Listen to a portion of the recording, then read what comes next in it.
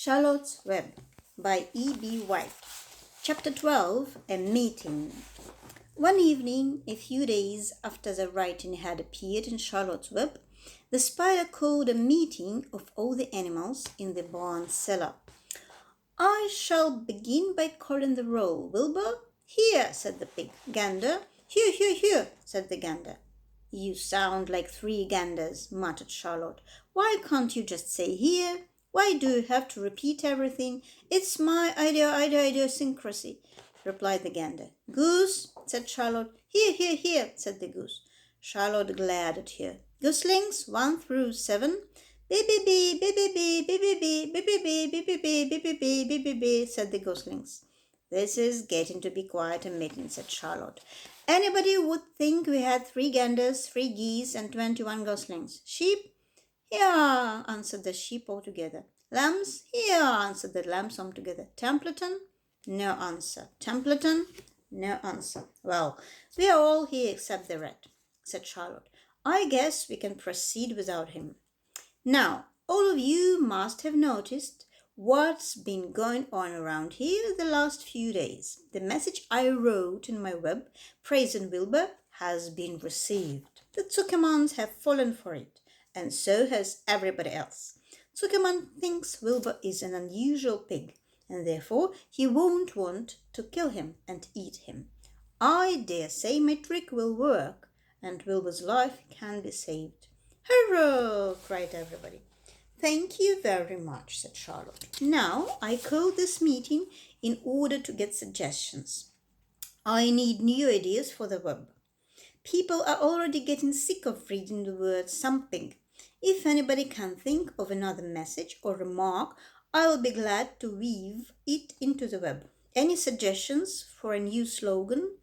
"How about Pig Supreme?" asked one of the lambs. "No good," said Charlotte. "It sounds like a rich desert." "How about Terrific, Terrific, Terrific?" asked the goose. "Cut that down to 1 terrific and it will do very nicely," said Charlotte. "I think terrific might impress Zuckerman." "But Charlotte," said Wilbur, "I'm not terrific." "That doesn't make a particle of difference," replied Charlotte. "Not a particle. People believe almost anything they see in print. Does anybody here know how to spell terrific?" "I think," said the gander, "it's TEERRRIIFFIICC." "What kind of an acrobat do you think I am?" said Charlotte in disgust. "I would have to have St. Vitus's stance to weave a word like that into my web." Sorry, said the gander. Then the oldest sheep spoke up. "I agree that there should be something new written in the web if Wilbur's life is to be saved. And if Charlotte needs help in finding words, I think she can get it from our friend Templeton. The rat visits the dump regularly and has access to old magazines. He can tear out bits of advertisements and bring them up here to the barn cellar so that Charlotte can have something to copy." "Good idea," said Charlotte, "but I'm not sure Templeton will be willing to help. You know how he is, always looking out for himself, never thinking of the other fellow."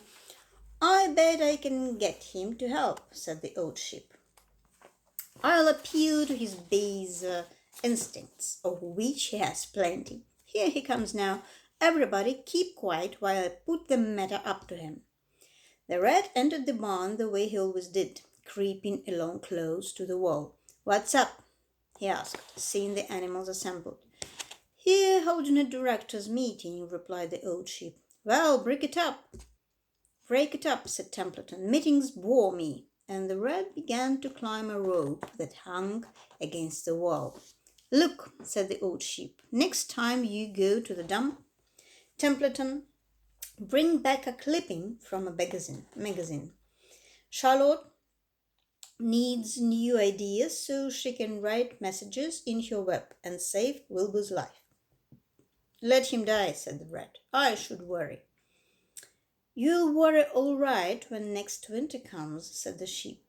"You'll worry all right on a 0 morning next January, when Wilbur is dead and nobody comes down here with a nice pail of warm slopes to pour into the trough. Wilbur's leftover food is your chief source of supply, Templeton. You know that. Wilbur's food is your food, therefore Wilbur's destiny and your destiny are closely linked. If Wilbur is killed and his trough stands empty day after day, you'll grow so thin we can look right through your stomach and see objects on the other side. Templeton's whiskers quivered. Maybe you're right, he said gruffly. I'm making a trip to the dump tomorrow afternoon. I'll bring back a magazine clipping if I can't find one. Thanks, said Charlotte. The meeting is now adjourned. I have a busy evening ahead of me. I've got to tear my web apart and write terrific. Wilbur blushed. But I'm not terrific, Charlotte. I'm just about average for a pig.